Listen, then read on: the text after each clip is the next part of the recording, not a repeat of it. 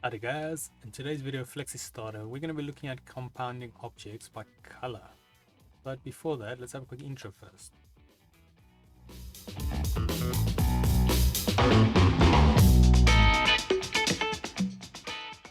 So today's video can be found on softwaretraining.co.za. We make short and easy to watch problem solving videos and we have daily updates.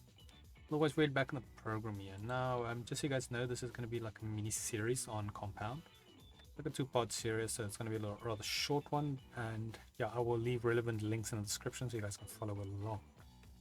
So now in today's video we're going to be looking at compounding by color, and I'll show you the main difference between that and the normal compound. So now obviously a good thing to keep in mind, if you had to compound, it will make a cutout of wherever the objects are intersecting. So in this case, if I had to go here to arrange on top, to compound and compound, which Control M, we can see here it made a cutout of where the two circles overlap. Likewise, if I had to take these two rectangles, do the same thing, right click, combine and compound.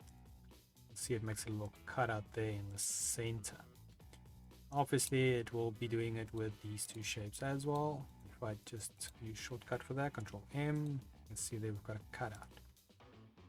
But one thing you will notice with this method, if I had to make a copy on the right, as you can see all these overlapping shapes. It's going to be a bit of a mess, but it's just for the sake of showing the difference between color and notch.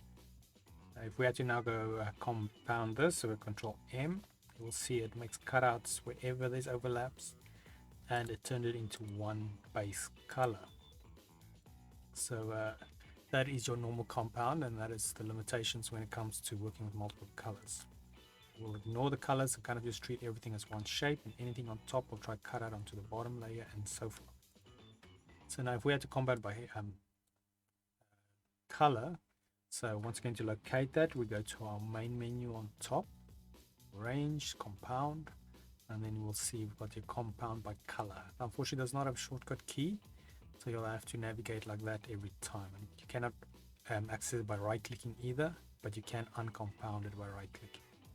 So once again, just it's a range, compound by color. So now if we click that, you'll see it has taken two yellow shapes, even though it was, I can show you, under another layer. So this layer is on top of that one, but it kind of ignored that, and then it compounded two compounded the two yellows together and the two pink. So now if we move that apart, you can see like we showed previously. So this is a quick way to kind of group things by color, but keeping in mind it's not just grouping, it also is going to do cutouts. So my example here is maybe a bit of a mess. It's not a very practical approach you would take, but it's a good way to see how it isolates the colors regardless of which layer order they are, or yeah, the stacking order should rather say. So otherwise, that is it on compounding by color. Just a quick recap, it will join the two colors within the selection that is the close. It's the same, or you can have multiple colors obviously, and then all the ones at the same color will be compounded together. And it's located under your main menu, arrange, compound by color. Otherwise, we head here to softwaretraining.co.za. You guys will notice that we do have a variety of different softwares we cover, and also you can isolate your search here on the top right. If you do not find the video you're looking for, however, you can always go request the training video, and then we will make that video for you. But otherwise, thanks guys for watching, and cheers.